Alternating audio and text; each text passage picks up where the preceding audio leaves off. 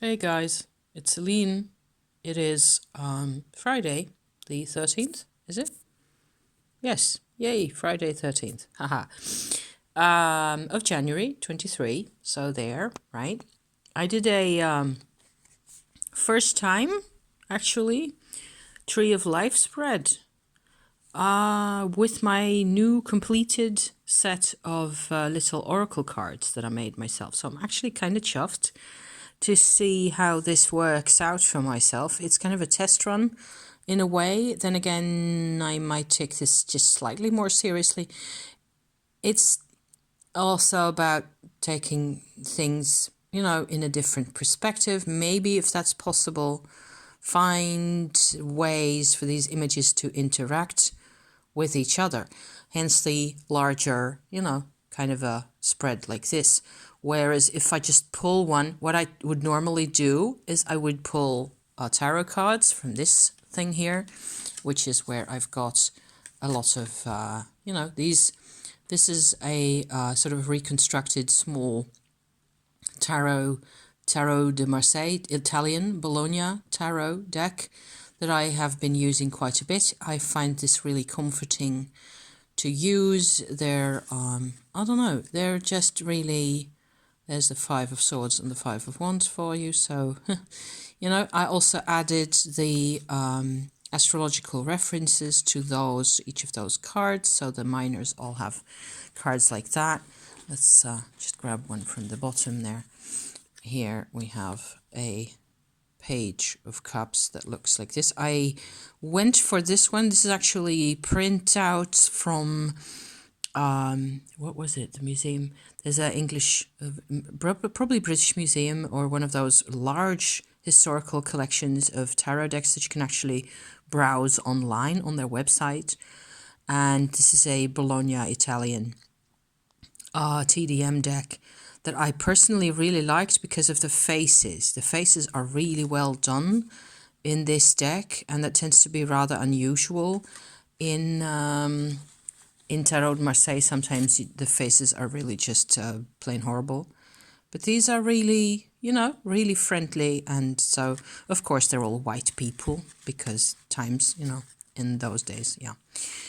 I think it's a 16th century, early 17th century deck, something like that.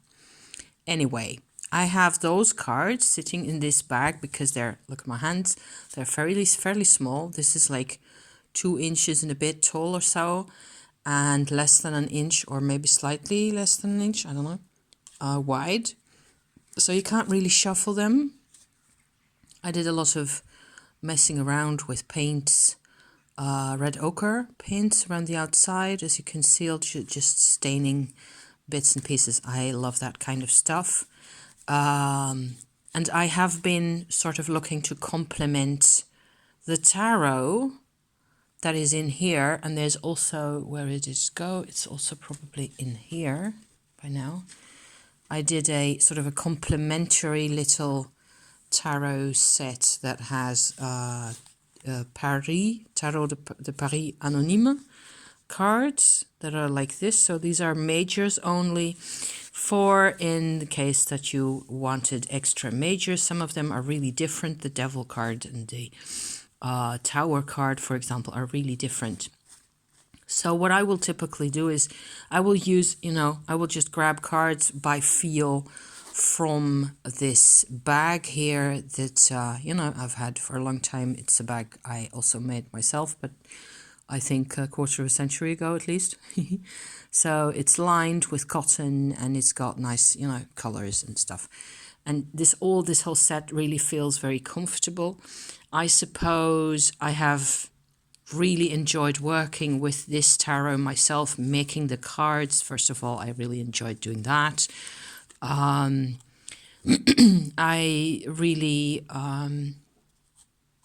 like to get a feel for, let me just grab a couple more here, get a feel for the whole old style,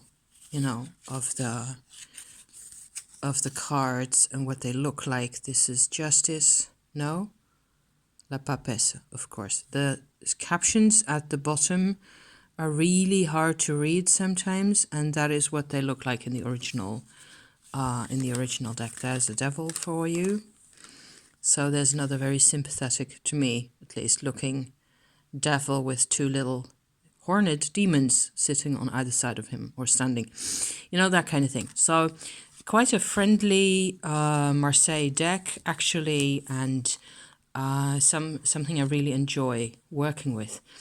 But I was looking to complement this with images from my own life, really. So I will put these back now, because otherwise it will distract us to distraction. So there, out of the way.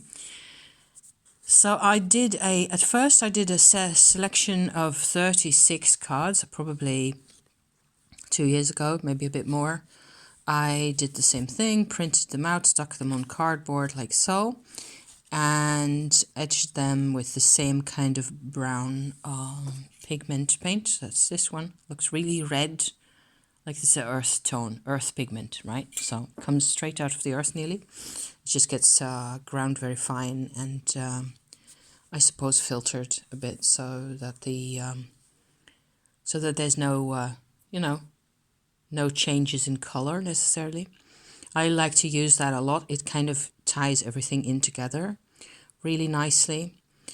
What I did is I added to my 36, I added another, 27. So I have 63 different cards now. And I I sort of made up keywords to go with each image to be as free-minded as possible. And the good thing that I personally really enjoy about this, and actually even about this particular spread, if I want to really take this seriously, is that there's a lot of everything here. So it kind of works to have all sorts of, it looks like my life is actually getting on the rails a bit more, where I have really struggled in the past a lot, to think my way around a couple of problems that I've had, and mental health problems and dissociation and anxiety and all those kinds of things, This gives me a different perspective, I suppose, on myself even. Because each and every one of these photos is one I took. There's a memory attached to it, or there's a particular reason why this is important. This one in the bottom position. So I did all sorts of little what do you call that? Office little tricks with this top end of this image here with the brighter edge like that. That is actually just a trick from editing your images on in your program. You can see that the same thing happened here. That's what I did there, and all these images. I'm looking for another one. Here's another one that has a different kind of a darker edge. See the edge on the image of the tree there? These are settings that you can choose in your Office, in your Word program, to change the appearance of the image that you're using. I see now that the image is actually not really in the middle of the card there. The tree is off to the side. Never mind. I'm not even going to bother about that. So this one here at the bottom that I was starting off with, okay, it is an image of snow, where I have noticed a couple of times during winter when we have snow, which isn't that often. Often we have complete winters in the Netherlands with no snow at all. But recently we've had a bit more in the last couple of years, at least one proper wintry feel session of a couple of days or maybe a week or two or so with snow. But often it's only a thin layer. So this is a photo of a thin layer of snow on the ground, and there were birds flying very close to the snow, right? So you get these kinds of traces, I have taken a dozen or so photos of this kind of pattern in the snow. So this particular image sitting in the Malkut, earth position of my tree of life here, that can actually mean something to me. Just as an example, it's a fairly easy example. I also detect lots of things here that make perfect sense to me in how I react to people. I would personally say that the tree of life spread has everything to do with the body and how you personally react, in these three things here, these three positions here, that would have everything to do with how you react emotionally and physically to any kind of, change in your situation or whatever.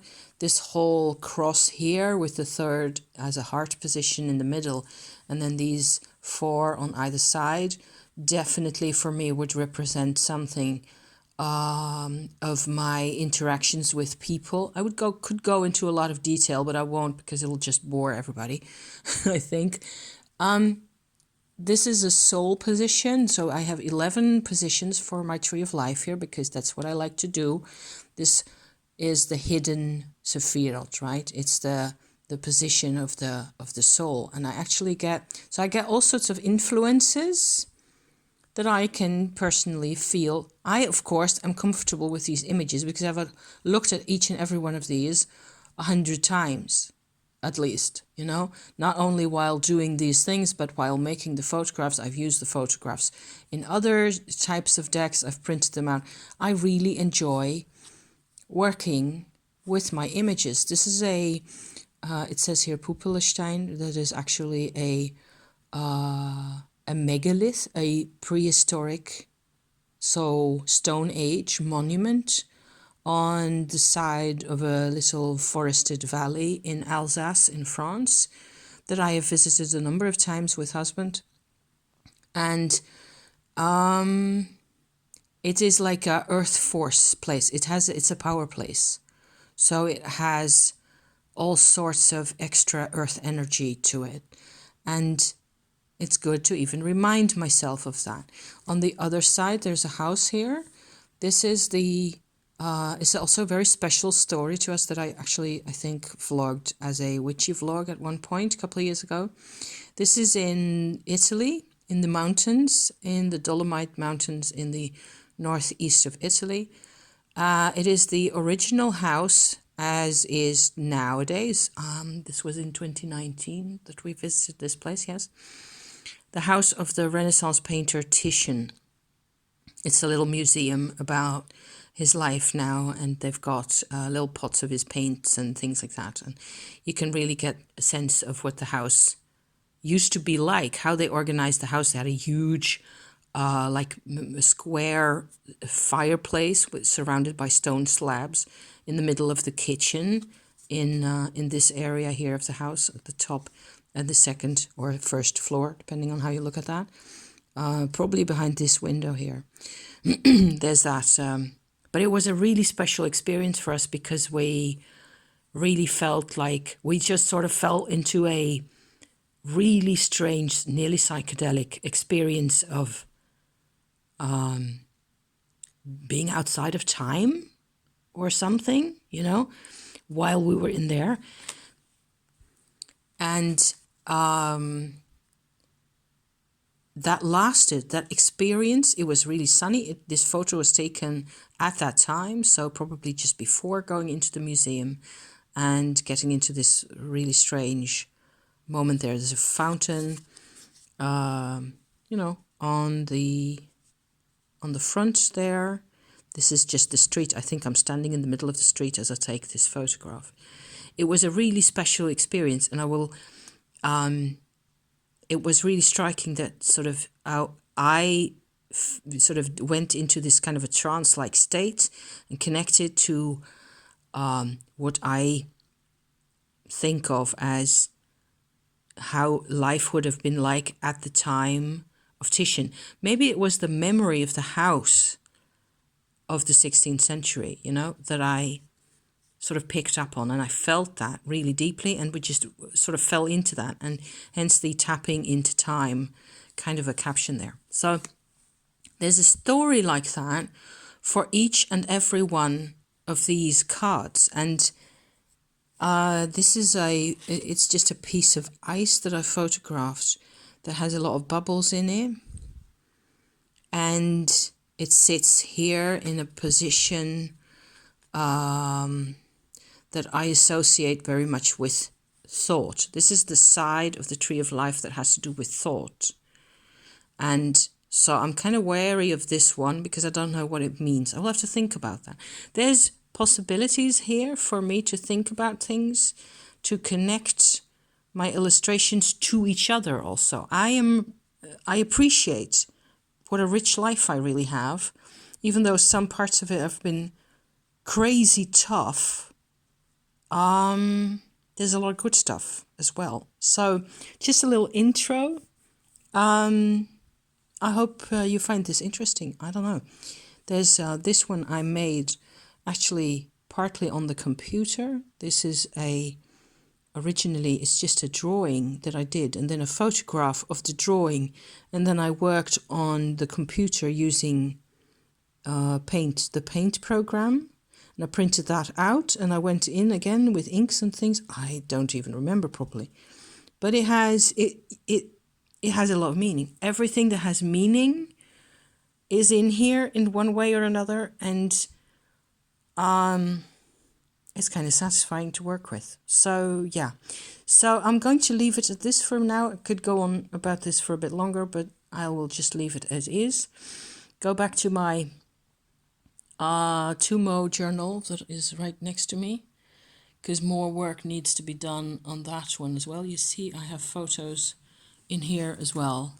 I've shared some of this book before, mushrooms, my vulture drawing that I did because he's a spirit protector of mine, mountains, more drawings, stuff like that. A lot of writing also. Lots and pages of writing about the Tumo practice. Thank you for watching. You guys have a nice weekend, and I'll be back next week, or maybe before, depending, as is. So there. Thank you for watching. See you next time. Ciao.